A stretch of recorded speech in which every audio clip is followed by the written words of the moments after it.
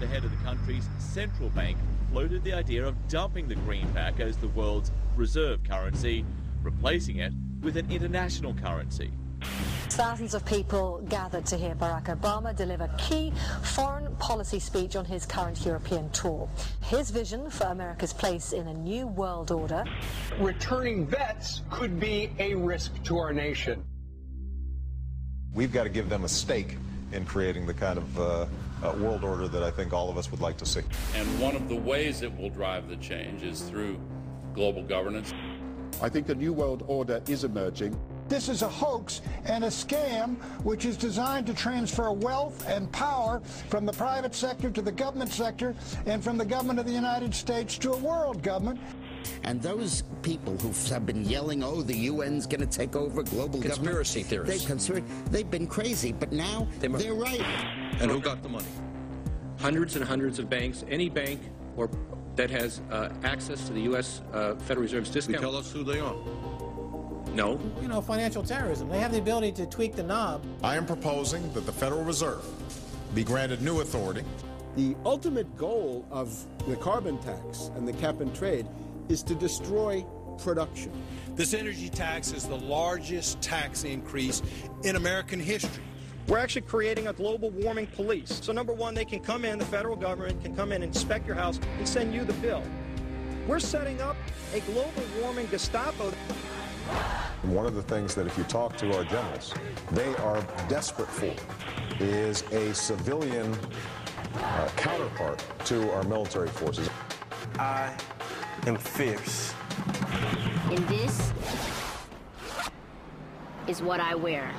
Senator Barack Obama's presidential campaign is asking Missouri law enforcement to target anyone who lies or runs a misleading television ad. I've now been in 57 states. I think one left to go. The president, when he was in Europe last week, he met with the king of Saudi Arabia. He appeared to bow.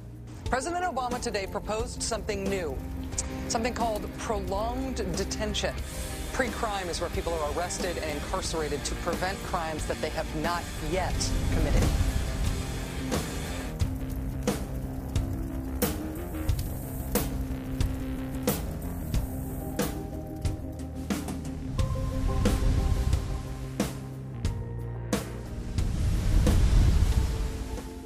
It's the World Wrestling Federation. It's the Washington Wrestling Federation.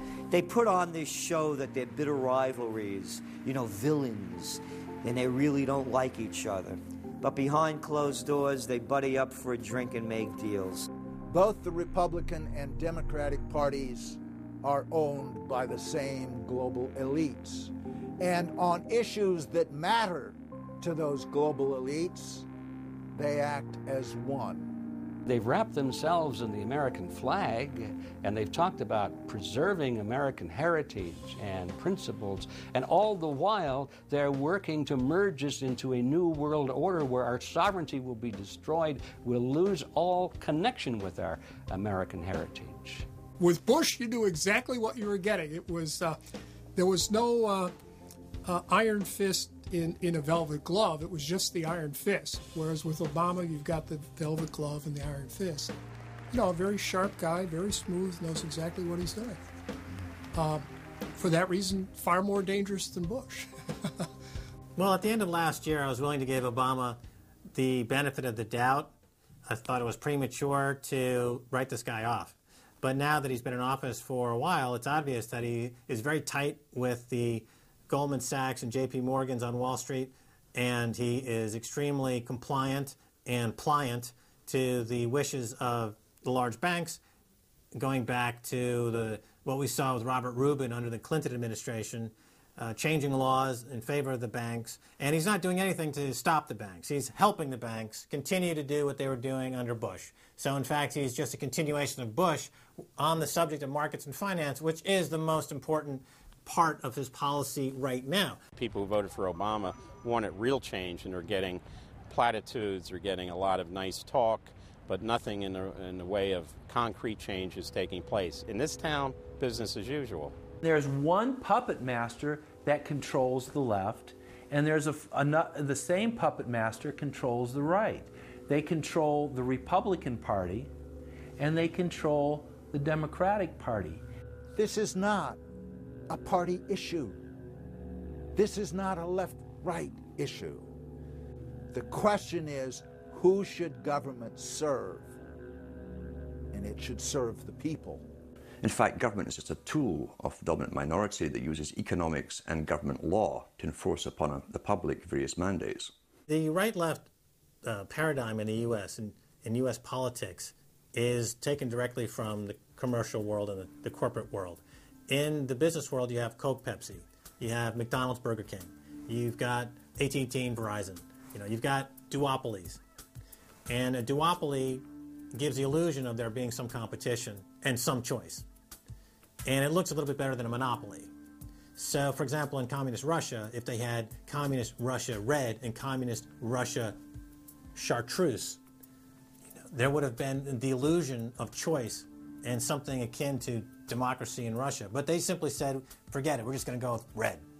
In the U.S., they have this left-right paradigm, which, unfortunately, it doesn't take them out of the hard, cold fact that there is no choice. There's no social justice. There's only one choice, which is to supply more rent to the rent seekers who have now taken the whole system hostage. We've seen the limitations on government whittled away. We have seen this erosion to the point where today it seems like nobody does care. And right now in Washington, D.C., we have seen a fall of the republic. If the United States doesn't have its Bill of Rights and Constitution, it doesn't exist anymore. It's just more real estate, more dirt. And that's what these global corporatists want. They want to completely dismantle the Bill of Rights and Constitution, and they're doing that right now. This is the fall of the republic. Our nation is dying. We, the people that live in this fine country, need to stand up, get involved, and take the system back. It's the Bill of Rights and Constitution that we owe allegiance to, not to a political party, and not to politicians that wrap themselves in the red, white, and blue, while at the same time they destroy everything that sacred flag stands for. So in the old days, you used to have this globe that with 180 some odd countries, and a few of those countries had a lot of power, like the Soviet Union, the United Kingdom, and the United States at various times. But today, you might better look at that globe and say that it's surrounded by huge clouds swirling around the planet. They know no national boundaries. They don't follow any specific sets of laws, and these are the big corporations. They basically control politicians around the world because they have all the money, and politicians always need money to get elected or to run their governments if they're not democratically elected politicians. They control the mainstream press, either through outright ownership or advertising budgets. They have massive amounts of lobbyists in Washington that have tremendous influence on our president and Congress. And they really are calling the shots. They form partnerships with the Chinese and the Taiwanese and the Tibetans, or with the Israelis and Arab nations, with Brazilians and Indians, with whatever country and whatever group of people has resources that they covet. And so for the first time in history, we really have this new form of an empire. Barack Obama is a puppet of the New World Order to bring in a World Bank, to destroy the economy of this country, and to bring in global governance.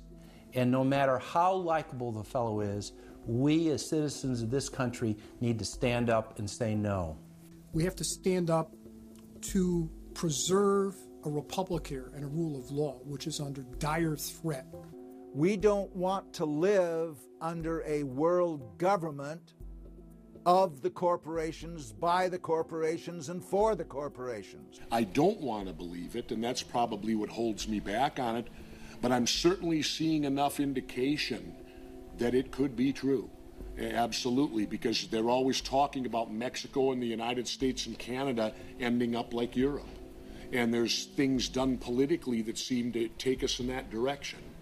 And so I think it's incumbent upon all of us as American citizens to pay attention.